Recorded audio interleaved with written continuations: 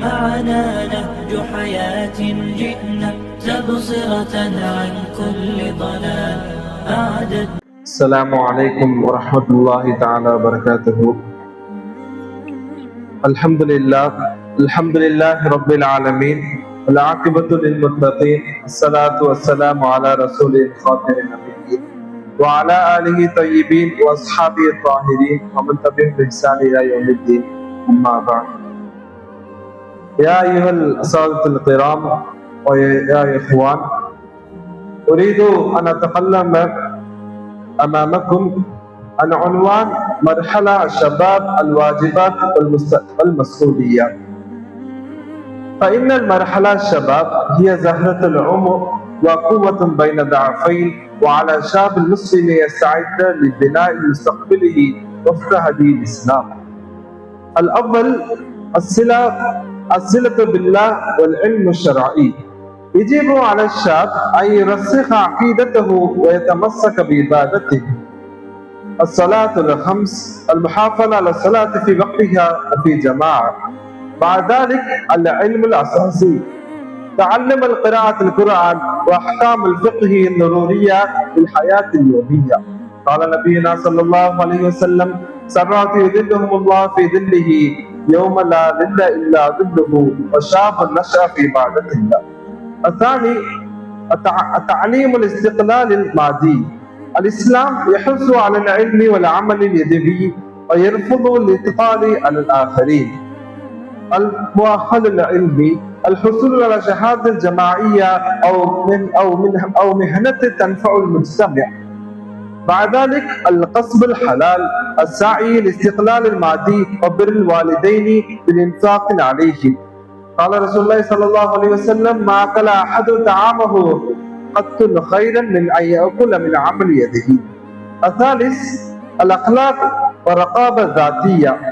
في زمن الفتن التحدي الأكبر هو الحفاظ على العفة وترفع عن الزدائن.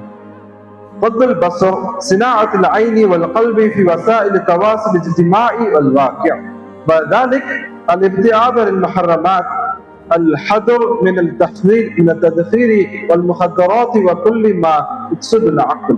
قال رسول الله صلى الله عليه وسلم: إن من خياركم أحسنكم الأخلاق.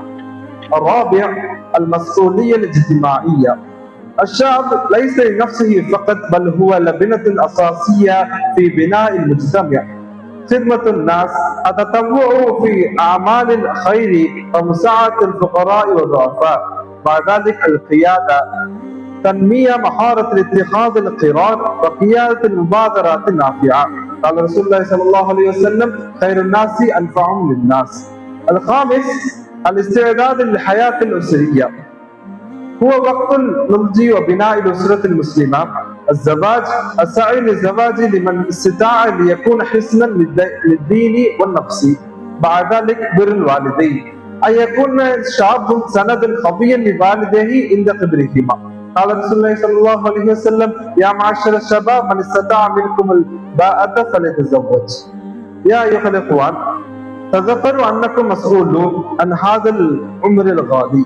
قال نبينا صلى الله عليه وسلم: لا تزول قدم عبده يوم القيامة حتى يسأل عن خمس وعن شباب فيما أبلاه، فجعلوا شبابكم في طاعة الله وخدمة أمتكم إن شاء الله. கண்ணியத்திற்கும் பெருமதிப்புக்கும் உரிய ஆசிரியர்களே, பெரும் பாசத்திற்குரிய சகோதரர்களே, இவ்வளவு நேரம் நாம் உங்களுக்கு முன்னால் ஆற்றிய அரபு உரையை சுருக்கமாக நான் தமிழில் இங்கு விளக்க ஆசைப்படுகின்றேன். நான் இளமை பருவத்தின் கடமைகளும் பொறுப்புகளும் என்ற தலைப்பின் கீழ் உரையாற்றினேன். அதில் முக்கியமான ஒரு 5 விஷயங்களை பதிவு செய்தேன். அதாவது மார்க்கம் நமக்கு கற்றுத்தரக்கூடிய 5 அடிப்படையான விஷயங்களை ஒரு இளைஞனாக இருக்கக்கூடிய நாம் கடைபிடிக்க வேண்டிய அடிப்படையான 5 விஷயங்களை பதிவு செய்தேன். அதில் முதலாவதாக ஸ்பிரிச்சுவல் ஃபவுண்டேஷன், அதாவது இறை தொடர்பும் மார்க்க அறிவும் இருக்க வேண்டும். ஒரு இளைஞராக இருக்கக்கூடியவர் கண்டிப்பாக மார்க்கத்தின் உண்டான புரிதலை அவர் நன்கு விளைவிக்க வேண்டும். தன்னுடைய வாழ்க்கையில் 5 வேளை தொழுகையை ஒருபோதும் அவர் விட்டுவிடாமல் தன்னுடைய இறுதி மூச்சு வரை அவர் தொடர வேண்டும். அதை தொடர்ந்து மார்க்கத்தில் உண்டான அடிப்படையான அறிவும் சட்டமும் சரியத்தை குறித்து அவர் கண்டிப்பாக தெரிந்திருக்க வேண்டும். இரண்டாவதாக எஜுகேஷன் அண்ட் கரியர், அதாவது கல்வி மற்றும் பொருளாதாரத்தை ஈர்க்கக்கூடிய ஒரு ஆற்றல் அவருக்கு கண்டிப்பாக இருக்க வேண்டும். உலகத்தில் இருக்கக்கூடிய தேவைகளுக்கு பூர்த்தி செய்யும் விதமான கல்விகளையும் அவர் கற்றிருக்க வேண்டும். அதே போல ஹலாலான வழியில் சம்பாதிக்கக்கூடிய தகுதியும் ஆற்றலும் அவருக்கு இருக்க வேண்டும். அவர்கள் கூறியதை போல ஒருவர் தனது கையால் உழைத்துள்வதை விட சிறந்த உணவை ஒருபோதும் உண்டதில்லை என்று கூறினார்கள். அதாவது ஒருபோதும் இளைஞனாக மாறிவிட்டால், அதாவது சம்பாதிக்கக்கூடிய வயது அவருக்கு வந்துவிட்டால் பெற்றோரை சார்ந்து ஒருபோதும் அந்த இளைஞன் இருக்கக்கூடாது. மூன்றாவதாக கேரக்டர் அண்ட் மொராலிட்டி, அதாவது ஒழுக்கமும் சுய கட்டுப்பாடும், அதாவது பார்வையை பேணுதல், அதாவது நற்பண்புகளும் பல தீய விஷயங்களை விட்டு முழுமையாக அவர் தவிர்த்திருக்க வேண்டும். அதிலும் இந்த இளமை சமூகம் குறிப்பாக இந்த விஷயத்தில் மட்டும்தான் பெரும்பான்மையான பின்னடைவுகள் ஏற்பட்டு கொண்டிருக்கிறது. ஆகவே தான் நபிகளார் அவர்கள் கூறியிருக்கின்றார்கள், உங்களை எவர் நற்குணத்தில் சிறந்தவரோ அவரை தான் உங்களில் சிறந்தவர் என்று கூறியிருக்கின்றார்கள். அதைத் தொடர்ந்து நான்காவதாக சோசியல் ரெஸ்பான்சிபிலிட்டிஸ், அதாவது சமூக பொறுப்புணர்வு. ஒரு இளைஞன் கண்டிப்பாக தன்னுடைய சுயநலத்தில் தாண்டி பொதுநலமாக அவன் சிந்திக்க வேண்டும். சேவை மனப்பான்மை அவனது உள்ளத்தில் ஆழமாக இருக்க வேண்டும். தனக்காக மட்டும் வாழ்ந்தால் போராது, தன்னுடைய பங்கு இந்த சமூகத்திற்காகவும் இருக்க வேண்டும் என்ற மனப்பான்மை அவனுக்கு இருக்க வேண்டும். அதைத் தொடர்ந்து சிறந்த தலைமைத்துவம் அவனத்தில் இருக்க வேண்டும். அதைத் தொடர்ந்து ஐந்தாவதாக ப்ரிப்பரேஷன் ஃபார் ஃபேமிலி லைஃப், குடும்ப வாழ்க்கைக்கு அவன் தயாராகி கொள்ள வேண்டும். அதாவது திருமணத்துக்காக இருக்கட்டும், அடுத்ததாக ஒரு குடும்பத்தை கொண்டு செல்லக்கூடிய குடும்ப தலைவராகவும் அவன் மாறிக்கொண்டிருக்கின்றான். ஆகவே அதற்கான உண்டான ஆற்றலையும் அதற்கான தகுதிகளையும் அவன் தயார் செய்து கொண்டிருக்க வேண்டும். ஆக அன்பிற்குரியவர்களே, அல்லாஹ்வுடைய நாட்டத்தால் நாம் விரும்பியும் விரும்பாமலும் இது போன்ற இஸ்லாமிய கல்லூரியில் படிக்கக்கூடிய வாய்ப்பு நமக்கு கிடைத்திருக்கின்றது.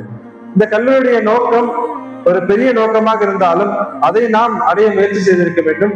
அதிலும் குறிப்பாக குறைந்தபட்சம் இந்த மார்க்கம் கற்றுத்தரக்கூடிய இந்த அடிப்படையான விஷயத்தையாவது நாம் முழுமையாக நிறைவேற்றிருக்கோமா என்று நாம் சிந்திக்க வேண்டும். எனவே நம்மை நாம் சுய பரிசோதனை செய்திருக்க வேண்டும். இதே போல ஒரு சின்ன விஷயத்திலாவது நாம் தயாராக இருக்க வேண்டும். அதுதான் இது படித்ததற்கான அர்த்தமாக இருக்கும். ஆக அன்பிற்குரியவர்களே, இது போன்ற விஷயத்தை நாம் கடைபிடித்து மார்க்கம் சொல்லக்கூடிய அடிப்படையில் நம்முடைய வாழ்க்கையை அமைத்துக் கொள்ளுமாறு பாக்கியத்தை வல்ல இறைவன் நம் அனைவருக்கும் தந்த அருள் புரிவானாக என்று கூறி இந்த அளவு என்னுடைய உரைக்கு தெரிவிக்கின்றேன். வாசுதாவான அல்ஹம்துலில்லாஹ்.